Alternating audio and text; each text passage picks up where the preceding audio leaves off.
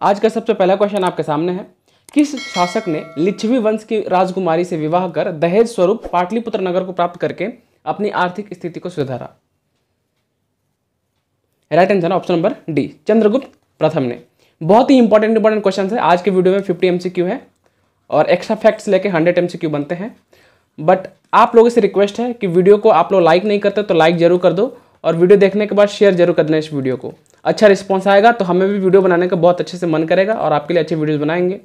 तो वीडियो को लाइक और शेयर जरूर कर दिया करो।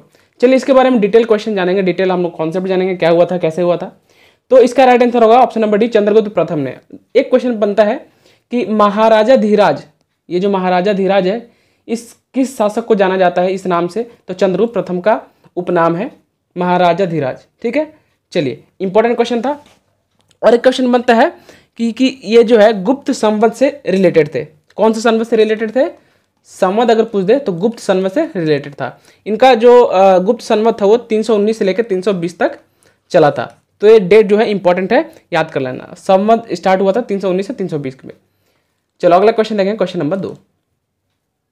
भारतीय राष्ट्रीय कांग्रेस का 1896 का अधिवेशन निम्नलिखित में से किसके लिए विख्यात है? बहुत ही इंपॉर्टेंट क्वेश्चन है। Right answer option number B, पहली बार राष्ट्रीय गीत गाया गया था यहाँ पे 1896 के अधिवेशन में। बहुत ही इंपॉर्टेंट क्वेश्चन है। और राष्ट्रीय कांग्रेस का पूरा जो नाम है वो है भारतीय राष्ट्रीय कांग्रेस। 1896 का अधिवेशन हुआ था, इसलिए विख्यात है क्योंकि यहाँ पे सबसे पहली बार राष्ट्रीय गीत गाया गया था।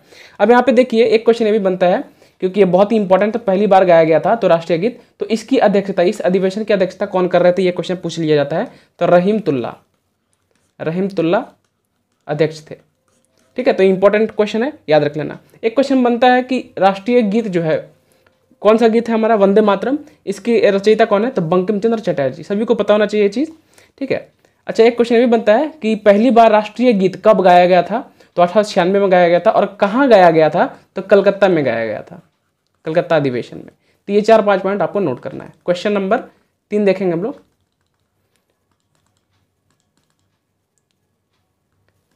अखिल भारतीय किसान सभा के संदर्भ में निम्नलिखित में से कौन सा कथन सही है, ये आपको बताना है। चलिए एक एक करके हम लोग जानेंगे। सबसे पहला देख लो, स्वामी सहजानंद सरस्वती इसके पहले अध्यक्ष थे। ठीक है, तो ये बिल्कुल सही है। सहजानंद सरस्वती इसके पहले अध्यक्ष थे अखिल भारतीय किसान सभा के। ठीक है, दूसरी बात जो है भारतीय राष्ट्रीय कांग्रेस ने इसके गठन का विरोध किया था, तो ये गलत है, ये विरोध नहीं किया गया था इसका। तो इसका राइट आंसर ऑप्शन नंबर ए, केवल एक यहाँ पे सत्य है। ठीक है, चलिए जो अखिल भारतीय किसान सभा, इसकी स्थापना कब किया गया था? ESTD यानी एस्टैब्लिश डेट कब थी? तो अप्रैल 1936 में।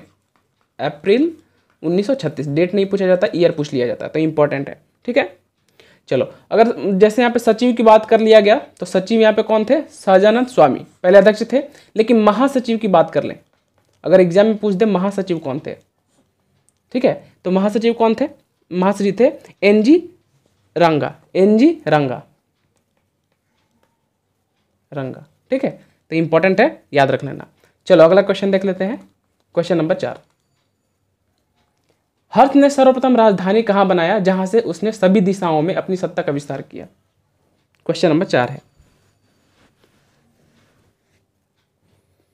Right answer option number C, Kannauj. बहुत ही इंपॉर्टेंट क्वेश्चन है। ठीक है, कन्नौज आज के डेट में कहाँ पर है? तो यूपी में यानी उत्तर प्रदेश में स्थित है। ठीक है, चलो बात करते हैं हर्ष की। तो हर्ष जो है वो कौन से वंश के शासक थे? तो ये वर्धन वंश के शासक थे, वर्धन वंश। ये इंपॉर्टेंट है, नोट कर लेना। आपको जो भी मैं एक्स्ट्रा फैक्ट बता रहा हूँ हर कभी ना कभी किसी ना किसी एग्जाम में अलग अलग तरीके से पूछ लिया जाता है, तो एक्स्ट्रा फैक्ट जरूर नोट कर लो। अगर आपको इस वीडियो को PDF चाहिए तो व्हाट्सएप स्टडी ग्रुप ज्वाइन कर लेना, या फिर टेलीग्राम चैनल पर भी आपको PDF प्रोवाइड कराया जाता है। ठीक है, तो चलिए वीडियो पसंद आए, थोड़ी सी भी आपकी हेल्प हो पाती है तो वीडियो को लाइक और शेयर करना ना भूलें। अब बात करते हैं हम लोग हर्षवर्धन की। तो हर्षवर्धन से बहुत ही इंपॉर्टेंट क्वेश्चन बनता है। तो हर्षवर्धन के लिए इंपॉर्टेंट है कि हर्षवर्धन जो है इनका नाम क्या था? सकलोत पराथनाथ। ठीक है, सकलोत पराथनाथ, ये बहुत ही इंपॉर्टेंट है। ठीक है, चलिए अगला क्वेश्चन देखें, क्वेश्चन नंबर 5। चालुक्य राजा पुलकेशिन द्वितीय को किसने पराजित किया था? हिस्ट्री का बहुत ही इंपॉर्टेंट क्वेश्चन है। राइट आंसर हो जाएगा option number B, Narasimha Varman प्रथम ने चालुक्य राजा पुलकेशिन द्वितीय को पराजित किया था। अगला क्वेश्चन देखेंगे, क्वेश्चन नंबर 6। कश्मीर में कनिष्क के शासनकाल में जो बौद्ध संगीति आयोजन हुई थी उसकी अध्यक्षता निम्न में से किसने की थी?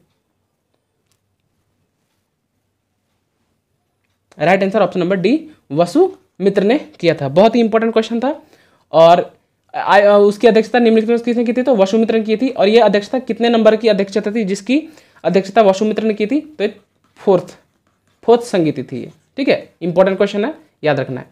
अगला क्वेश्चन, क्वेश्चन नंबर 7। निम्नलिखित में से किस गवर्नर जनरल ने प्रेस को पूर्ण स्वतंत्रता दी थी?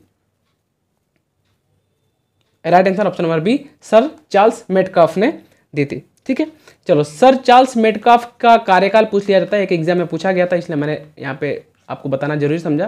तो कार्यकाल नोट कर लेना आपको, 1835 से 1836, बस 1 साल का कार्यकाल था इनका। इसमें प्रेस को पूर्ण स्वतंत्रता उन्होंने दिया था।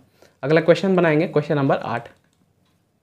निम्नलिखित में से किस एक्ट ने भारत में पोर्टफोलियो प्रणाली को लागू किया था? Right answer option number D, Indian council act 1861 का। इसके तहत क्या हुआ? पोर्टफोलियो प्रणाली लागू की गई थी। बहुत ही इंपॉर्टेंट क्वेश्चन है। एक क्वेश्चन भी बनता है, जो पोर्टफोलियो प्रणाली लागू हुई थी 1861 के अधिनियम एक्ट के अंतर्गत, तो उस समय किसका शासनकाल था? तो लॉर्ड कैनिंग का शासनकाल था। यह भी क्वेश्चन पूछा गया है, लॉर्ड कैनिंग का शासनकाल था उस टाइम पे। चलो अगला क्वेश्चन देखेंगे, क्वेश्चन नंबर 9। अखिल भारतीय मुस्लिम लीग का प्रथम अध्यक्ष कौन था? मुस्लिम लीग का पूरा नाम है अखिल भारतीय मुस्लिम लीग। इनके प्रथम अध्यक्ष कौन थे? राइट आंसर हो जाएगा ऑप्शन नंबर ए, आगा खान जो है इसके प्रथम अध्यक्ष थे। अब देखो यहाँ पे 2 चीजें हैं, बहुत ही स्टूडेंट्स कंफ्यूज होते हैं। सबसे पहला बात कि प्रथम अध्यक्ष अगर पूछ दे तो वो थे आगा खान। ठीक है, दूसरी बात, मुस्लिम लीग की स्थापना कब की गई थी? ये क्वेश्चन बनता है। तो 30 दिसंबर, डेट भी नोट कर लेना, 30 दिसंबर 1906 में। ठीक है, तो जब इसकी स्थापना की गई थी, ठीक है, तो ये किसके नेतृत्व में किया गया था? अगर ये क्वेश्चन पूछ दे तो सलीम मुल्ला के नेतृत्व में 30 दिसंबर 1906 में अखिल भारतीय मुस्लिम लीग की प्रथम स्थापना की गई थी। ठीक है, और अगर क्वेश्चन पूछ दे कि प्रथम अध्यक्ष कौन है तो वो आगा खान है। इस दोनों में आपको कंफ्यूज नहीं होना है। ठीक है, चलो यहाँ से एक और क्वेश्चन बनता है कि अखिल भारतीय मुस्लिम लीग का प्रथम अधिवेशन कब हुआ था? प्रथम अधिवेशन सन 1908 ईस्वी में हुआ था। कहाँ हुआ था? तो अमृतसर में हुआ था, पंजाब के अमृतसर में हुआ था। तो ये 3-4 पॉइंट आपको नोट कर लेना है। किसमें आपको कंफ्यूज नहीं होना है कि प्रथम अध्यक्ष कौन थे? आगा खान। और किसके नेतृत्व में इसकी स्थापना की गई थी? तो सलीम मुल्ला के नेतृत्व में किया गया था। चलो अगला क्वेश्चन, औरंगजेब ने अपने शासनकाल में डैश प्रणाली को अपनाया और भू राजस्व की राशि को उपज का आधा कर दिया। Right answer option number B, नक्श प्रणाली को अपनाया था। Question number 11। हुमायूं और शेर खान के मध्य लड़े गए युद्धों में कौन सा युद्ध निर्णायक था जिसमें विजय के उपरांत शेर खान ने शेर शाह आलम उल आदिल की उपाधि धारण की थी?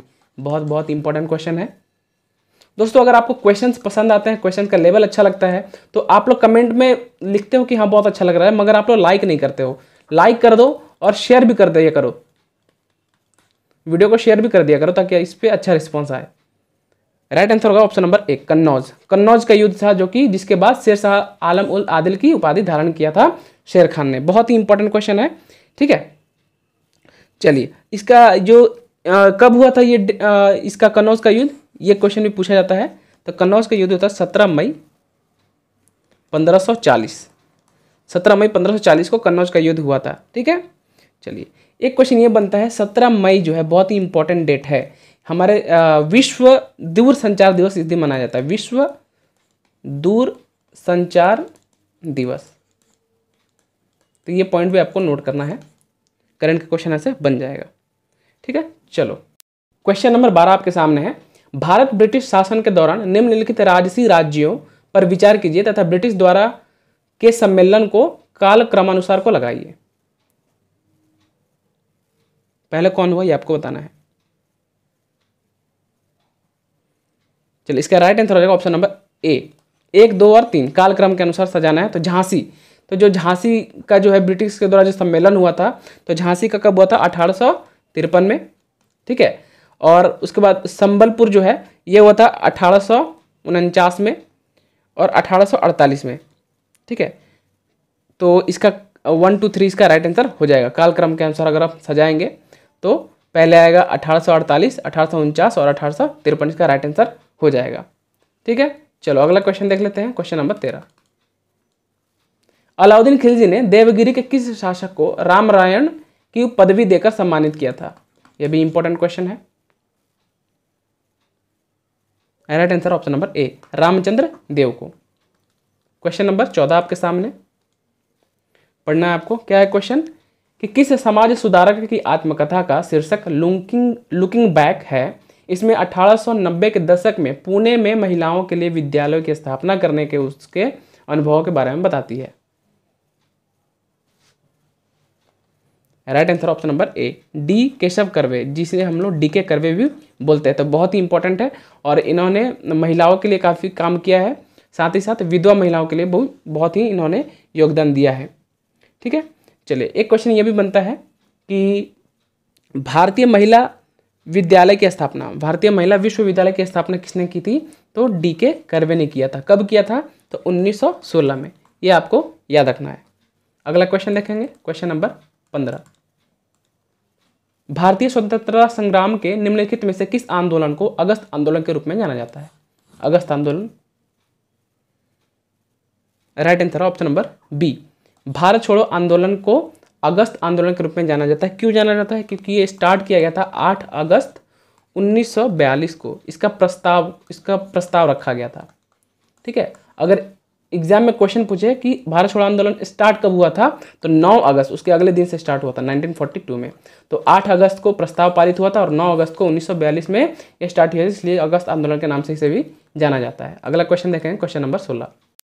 क्वेश्चन नंबर 16 आपके सामने है, इनमें से किन्हें ऐसा पहला भारतीय माना जाता है जिन्हें एक पत्रकार के रूप में अपना कार्य करते हुए जेल जाना पड़ा था? राइट आंसर हो जाएगा option number D, Surendranath Banerjee को जेल जाना पड़ा था पत्रकारिता के रूप में। क्वेश्चन नंबर 17, 4 बौद्ध संगीतियां किस उद्देश्य से बुलाई गई थी? ये आपको बताना है, इंपॉर्टेंट क्वेश्चन है। तो पहला है धार्मिक ग्रंथों के संकलन के लिए, सही है। धार्मिक विवादों के निदान के लिए, यह भी सही है। और संघ में एकता बनाए रखने के लिए। तो right answer option number D, सभी के लिए बुलाया गया था 4 बौद्ध संगीतियां। ठीक है, इंपॉर्टेंट क्वेश्चन है। चलो अगला क्वेश्चन देखेंगे, क्वेश्चन नंबर 18, किस संवैधानिक संशोधन द्वारा अरुणाचल प्रदेश को राज्य का दर्जा प्रदान किया गया था? इंपॉर्टेंट क्वेश्चन है पॉलिटी का।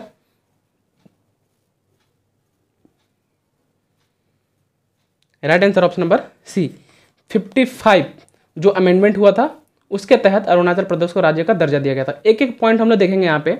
संविधान संशोधन, सबसे पहले देखेंगे 36वां संविधान संशोधन में क्या हुआ था। तो 36वां संविधान संशोधन में सिक्किम को राज्य का दर्जा दिया गया था। किसको? सिक्किम को। तो पॉइंट नोट करते जाओ, सिक्किम को राज्य का दर्जा दिया गया था। एक क्वेश्चन पूछता है कि 36वां संविधान संशोधन कब हुआ था? तो ये होता 1975 में। दोस्तों मैं आपको इतना एक्स्ट्रा फैक्ट बताता हूं कि यहां से आपका एक भी क्वेश्चन नहीं छूटेगा। इसके लिए कम से कम वीडियो को लाइक और शेयर जरूर कर दो। तो जितना एक्स्ट्रा बताता हूं वो एग्जाम में पूछा ही जाएगा 100%। तो सिक्किम राज्य को राज्य का दर्जा दिया गया था 1975 में 36वां संविधान संशोधन के तहत। 53 और 53 की बात कर ले तो ये होता 1986 में। और कौन से क्या हुआ था इसमें मिजोरम को राज्य का दर्जा दिया गया था, मिजोरम को। ठीक है, 55वां की बात कर ले तो 55 में क्या होता है, ये भी हुआ था 1986 में ही हुआ था। और इसके तहत अरुणाचल प्रदेश, अभी मैंने जो बताया, अरुणाचल प्रदेश को राज्य का दर्जा दिया गया था। और 56वां संविधान संशोधन बात कर ले तो ये होता 1987 में। तो देख सकते हैं आप कि एक साल के अंतर पर हो रहा है। तो 1987 में क्या हुआ था, ये गोवा को राज्य का दर्जा दिया गया था। साथ ही साथ दमन और दीव को क्या किया गया था, इसको यूनियन टेरिटरीज में शामिल किया गया था, केंद्र शासित प्रदेश में शामिल किया गया था। तो ये चारों पॉइंट बहुत ही इंपॉर्टेंट है, नोट कर लेना है आपको। अगला क्वेश्चन देखेंगे, भारत के संविधान में केंद्र और राज्यों के बीच शक्ति का वितरण निम्नलिखित में से किस योजना पर आधारित है? Right answer option number C, Bharat सरकार अधिनियम 1935 के ऊपर आधारित है। इंपॉर्टेंट क्वेश्चन है और कॉमन क्वेश्चन है। अगला क्वेश्चन, मुख्य चुनाव आयुक्त की नियुक्ति एक समिति की सिफारिशों के आधार पर की जाती है। इस समिति के सदस्य होते हैं, कौन होते हैं आपको बताना है। Right answer option number B, कौन कौन होता है? प्रधानमंत्री होते हैं, लोकसभा के विपक्ष का नेता होता है और साथ ही साथ प्रधानमंत्री द्वारा नियमित नामित केंद्रीय कैबिनेट मंत्री होता है, राज्यसभा में विपक्ष का नेता नहीं होता है। तो ध्यान रखना आपको, लोकसभा के विपक्ष का नेता होता है, राज्यसभा का विपक्ष का नेता नहीं होता है। अगला क्वेश्चन, क्वेश्चन नंबर 21, निम्नलिखित में से किसको संविधान द्वारा मौलिक अधिकारों को लागू करने की शक्ति दी गई है? मौलिक अधिकार यानी fundamental rights. Right answer option number D, सर्वोच्च न्यायालय यानी सुप्रीम कोर्ट और उच्च न्यायालय यानी हाई कोर्ट को यह अधिकार दिया गया है कि मौलिक अधिकारों को लागू कर सकता है। ठीक है, बहुत ही इंपॉर्टेंट क्वेश्चन है।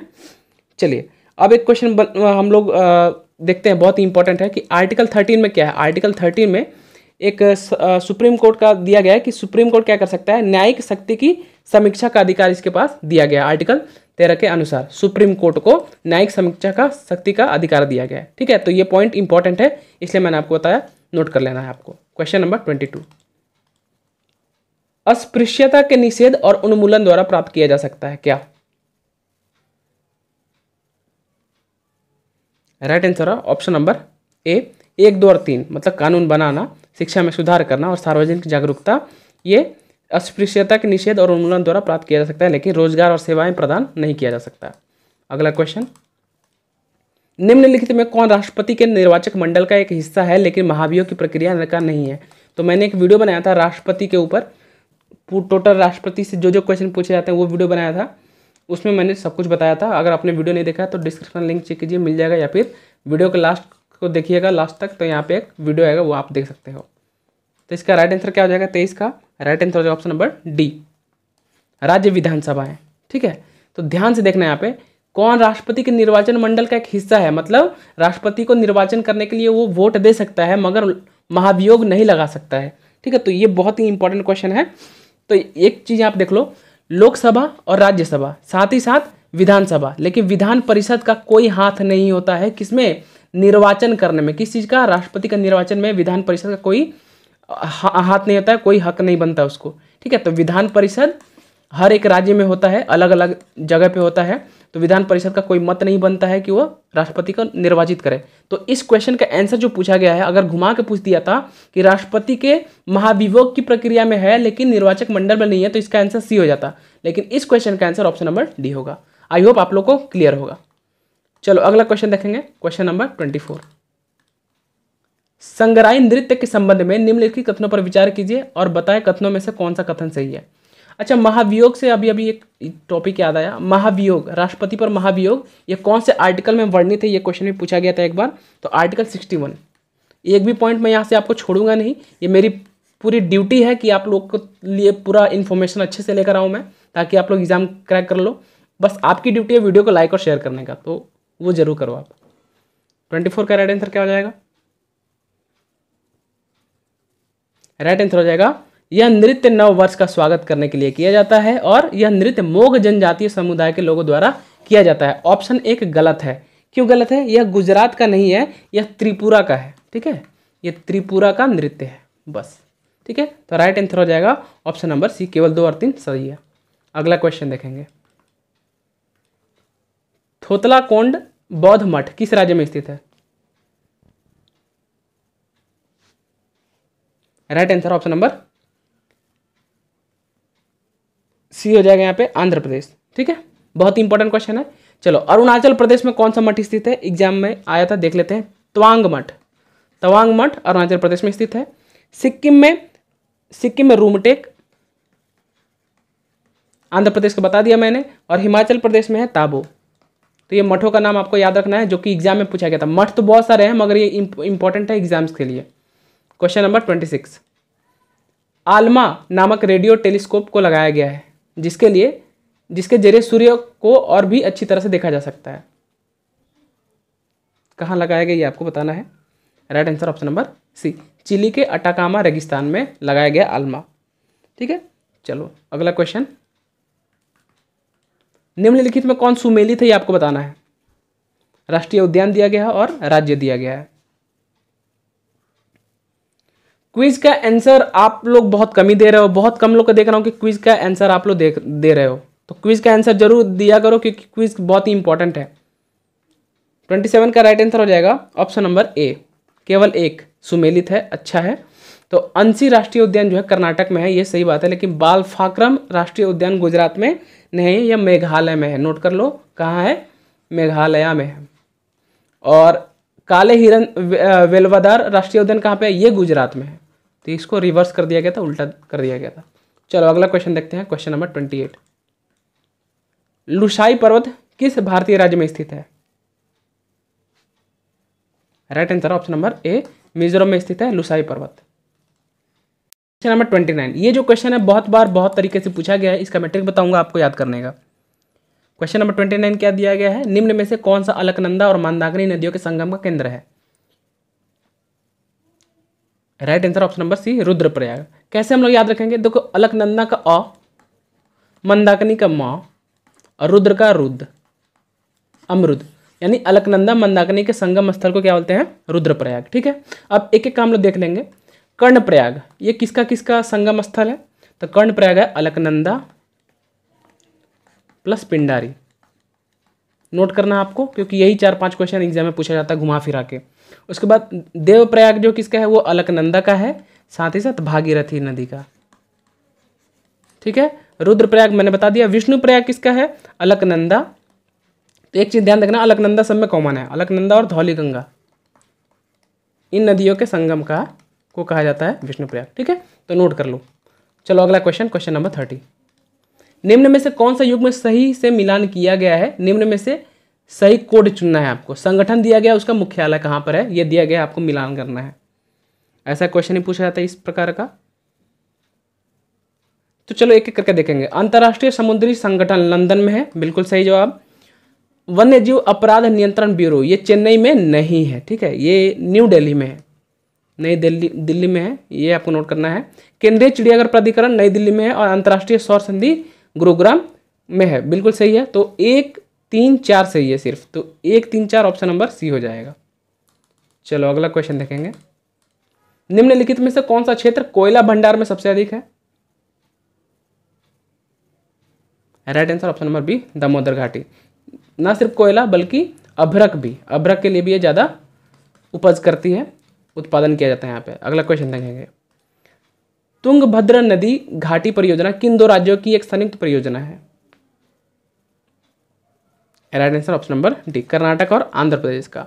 और ये जो है कब स्टार्ट किया गया? तो 1953 में स्टार्ट किया गया था। ये पॉइंट इंपॉर्टेंट है याद करना के लिए। Question number 33। लघु हिमालय श्रेणी के ढालों पर मिलने वाले छोटे छोटे घास के मैदानों को उत्तराखंड में क्या कहा जाता है?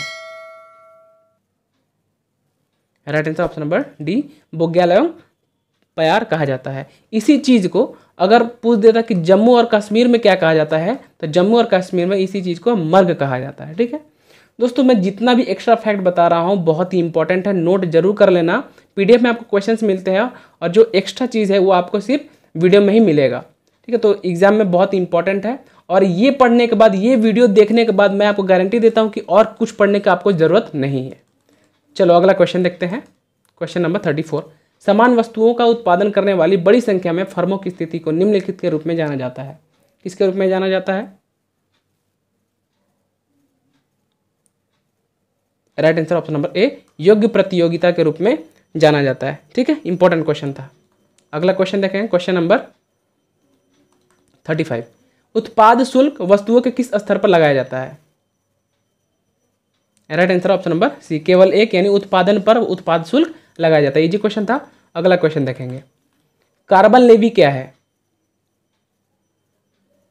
Right answer option number C, carbon ईंधन पर लगाने वाला टैक्स है। ठीक है, चलो अगला क्वेश्चन। भारत के 2 सबसे अधिक समृद्ध पारिस्थितिक कटिबंध यानी इकोजोन कौन सा है? समृद्ध, right answer option number C, Himalaya पर्वत और पश्चिमी घाट है सबसे ज्यादा समृद्ध इकोजोन। Question number 38। जेट्रोफा के अलावा निम्नलिखित में से किस पेड़ के बीज का तेल भारत में सैकड़ों परियोजना के लिए संयंत्र चालक के रूप में साबित हुआ है? राइट आंसर हो जाएगा ऑप्शन नंबर बी, पोंगामियत पिनाटा। ये एक प्रकार का तेल है। क्या है? तेल है। चलो क्वेश्चन नंबर 39। बिहार में पटसन उद्योग के कारखाने कहाँ हैं? Right answer option number C, Katihar एवं समस्तीपुर में। इंपॉर्टेंट क्वेश्चन है। Question number 40। बहावी आंदोलन के किस नेता को पटना के सादिकपुर के सदस्यों ने अपना आध्यात्मिक नेता माना था? Right answer option number C, Syed Ahmad Barelvi को। अगला क्वेश्चन, लाइकेन के बारे में निम्नलिखित कथनों पर विचार करें और सही कथनों का चयन करें। सभी को पता होना चाहिए, पिछले वीडियो में भी कराया गया था। Right answer option number B, केवल एक सही है कि लाइकेन में शैवाल और कवक शामिल होते हैं। ये जो दूसरी बात है कि लाइकेन में शैवाल कवक को आश्रय और पानी प्रदान करता है, जो उल्टा है, कवक जो है शैवाल को पानी और आश्रय प्रदान करता है। ठीक है, चलो क्वेश्चन नंबर 42, इंसुलिन हार्मोन के विषय में निम्न कथनों में से कौन सा एक सही है, आपको बताना है। Right answer option number D, insulin एक प्रोटीन हार्मोन है जो मानव शरीर में उत्पादित होता है। कौन से भाग में होता है, तो पैंक्रियाज में यानी अग्नाशय में। ठीक है, इंपॉर्टेंट क्वेश्चन है। अगला क्वेश्चन नंबर 43 है, चिकनगुनिया वायरस का पता लगाने के लिए किस तकनीक का उपयोग किया जाता है। Right answer option number C, biosensor परीक्षण का यूज किया जाता है चिकनगुनिया वायरस का पता लगाने के लिए। श्वेत रक्त कोशिकाओं का आकार कैसा होता है। Right answer option number B, अमीबी आकार का होता है श्वेत रक्त कोशिकाओं का आकार। ठीक है, अगर आरबीसी का पूछते हैं, रेड ब्लड कॉर्पस्कल्स का बात करें तो गोल और उभयअवतल होता है। अगला क्वेश्चन, विकिरण के क्वांटम सिद्धांत का आविष्कारक कौन है। फिजिक्स से इंपॉर्टेंट क्वेश्चन है, जनरल साइंस का। Right answer option number B, Max Planck. अगला क्वेश्चन नंबर 46, मलेरिया किसके द्वारा एक व्यक्ति से दूसरे व्यक्ति तक अंतरित किया जाता है यानी स्थानांतरित किया जाता है। Right answer option number C, anopheles मच्छर द्वारा होती है। ठीक है, इंपॉर्टेंट क्वेश्चन है। अगला क्वेश्चन, उच्च सांद्रता से निम्न सांद्रता की ओर यानी हायर कॉन्सेंट्रेशन से लोअर कॉन्सेंट्रेशन की ओर अणुओं के संचालन को क्या कहा जाता है। बचपन में पढ़े थे हम लोग। राइट आंसर ऑप्शन नंबर ए, विसरण कहा जाता है। विसरण पर आसान आपने पढ़ा होगा। अगला क्वेश्चन, चमड़े के शोधन में कौन से सूक्ष्म जीवों का उपयोग किया जाता है चमड़े को शुद्ध करने के लिए। राइट आंसर ऑप्शन नंबर ए, जीवाणु यानी बैक्टीरिया का यूज किया जाता है।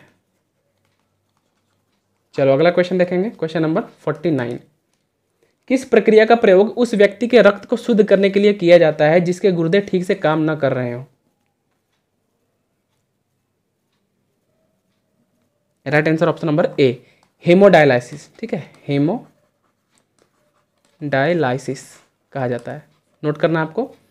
चलो अगला क्वेश्चन और आज का लास्ट क्वेश्चन है, इंपॉर्टेंट क्वेश्चन, क्षार लाल लिटमस पेपर को किस रंग में बदल देता है। चलो आप में से अनिल किसका नाम है, वहीं से आपका ट्रिक बन जाएगा, अनिल। ठीक है, देखो अ से क्या होता है, अम्ल, अम्ल, नी से क्या होता है, नीला, ल से क्या होता है, लाल। बस यही आपको ट्रिक याद करना। अम्ल जो है नीले लिटमस को लाल बना देता है, तो क्षार क्या करेगा, उसका उल्टा करेगा। तो इसका राइट आंसर क्या हो जाएगा, ऑप्शन नंबर सी हो जाएगा। ठीक है, तो ये ट्रिक आपको याद रखना होगा। चलो, तो कल जो मैंने क्वेश्चन पूछा था कि गयासुद्दीन तुगलक ने किस शहर का नाम तुगलकाबाद रखा था, तो राइट आंसर ऑप्शन नंबर 3 है, यानी दिल्ली है। बहुत कम लोगों ने आंसर किया है, सभी को क्विज का आंसर करना चाहिए, बहुत ही इंपॉर्टेंट क्विज का क्वेश्चन होते हैं, इससे पता चलता है कि आपकी तैयारी कैसी हो रही है। तो क्विज का आंसर जरूर सभी कोई लगाने की कोशिश करें। अब बात करते हैं आज के क्विज का। तो आज का क्विज का आंसर आपको नीचे फटाफट फास्टेस्ट थिंकर फर्स्ट आपको बताना है। इंग्लिश चैनल तैरकर पार करने वाली प्रथम भारतीय महिला कौन है, आपको नाम बताना है। बहुत ही कॉमन क्वेश्चन है और बहुत बार पूछा गया, लेकिन इंपॉर्टेंट क्वेश्चन है। तो ये था आज का 50 MCQ और एक्स्ट्रा फैक्ट लेके 100 MCQ से भी ज़्यादा बनते हैं, जो कि बहुत ज़्यादा इंपॉर्टेंट है हर एग्जाम्स के लिए। मैं अपनी जिम्मेदारी आप लोगों के लिए बखूबी निभाता हूँ, बहुत मेहनत करता हूँ, बहुत मेहनत लगता है, टाइम लगता है इस वीडियो को बनाने में। बस आपका एक लाइक चाहिए होता है हमको, बस एक लाइक सभी को ही कर दो, जितने लोग भी वीडियोज़ देखते हो, बाद में भी जो देखते हो लाइक कर देना, और देखने के बाद दिल से ईमानदारी से वीडियो को शेयर जरूर कर देना। अगर आप चाहते हो कि आपके बताए गए टॉपिक पर मैं वीडियो बनाऊँ तो नीचे टॉपिक कमेंट जरूर करना। टेलीग्राम चैनल ज्वाइन कर लो, व्हाट्सअप स्टडी ग्रुप ज्वाइन कर लो पीडीएफ के लिए। टेलीग्राम चैनल का लिंक डिस्क्रिप्शन में दिया गया है। क्लास टाइमिंग नोट कर लेना, शाम को 4 बजे मैथ रीजनिंग क्लासेस होती है, अभी तो फिलहाल बंद है, और रात को 9 बजे जीके जीएस का टेस्ट होता है। जो चैनल को सब्सक्राइब नहीं किया, चैनल को सब्सक्राइब कर लेना और बेल आइकन जरूर प्रेस कर लेना, डेली का डेली वीडियो आपको मिल जाएगा। मिलते हैं नेक्स्ट वीडियो में। Thanks for watching the video.